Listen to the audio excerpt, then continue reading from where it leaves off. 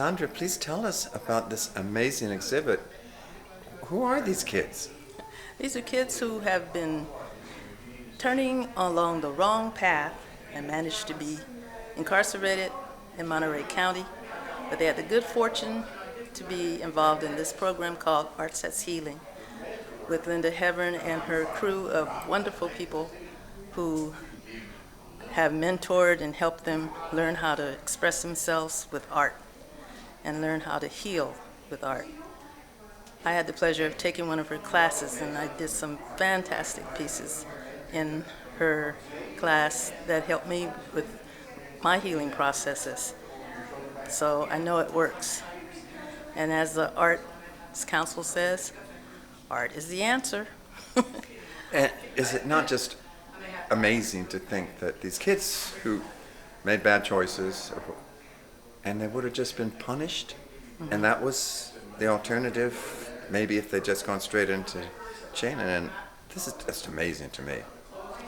I can just see the growth over the years of these kids, and this is an 8-year. They're not just wasting their time being punished. No, they're learning things that will help them to cope and to learn what to do when things go badly. You learn how to express yourself and be proactive with your life. And so they learn that they have something that has value in their art, and it makes them feel valuable in themselves. Who are you, and tell us about this wonderful exhibit? Well, I worked with these kids to create the work that's in this show, and I haven't seen this work for a long time, and I'd forgotten how incredible they were. This series was done from actually a calendar, and it's amazing how individual and how their personalities come through and how sparkling the images are. My goodness, they really learn to render.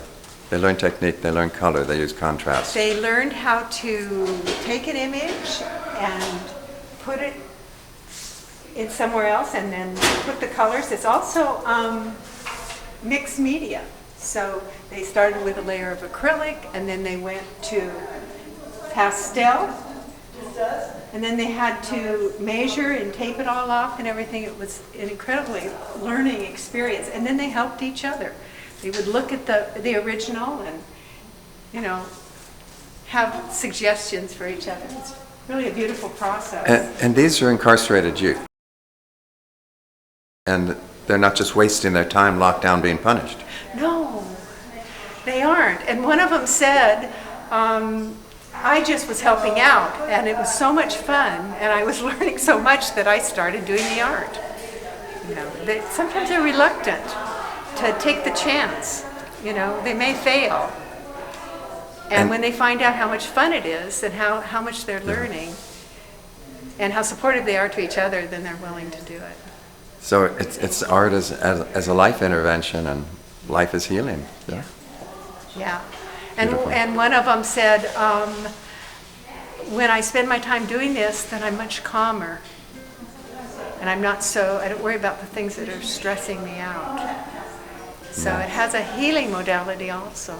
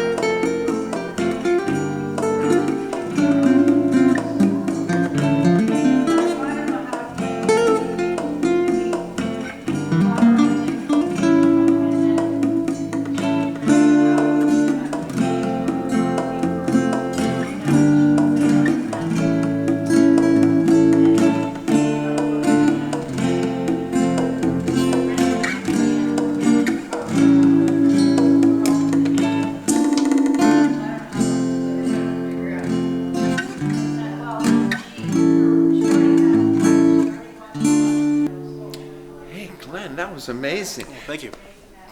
This is a rather interesting place for some music. Have you taken a look at the kids' art? These guys are all locked down. You know, I have a good view of it, and it's very impressive. Yeah. I actually teach with the Arts and Crafts Center of the Boys and Girls Club, and we do quite a bit of crafts, but none to this level yet. So this is pretty impressive and inspiring, so I'll have to get my kids to do something similar.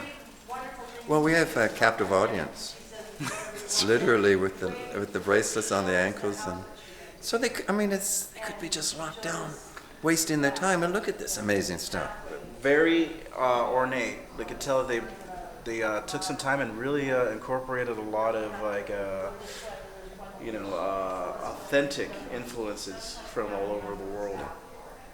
And they had good guidance. You know, these Linda Hevern and the people on the Artist Healing stuff, they were just cancer survivors, started working adults, and then transitioned to Artist Healing, and now incarcerated artist intervention. It's That's great. Stuff. Yeah, self-expression is important, especially in under circumstances that are less than ideal. It's nice to be able to express yourself through a healthy medium.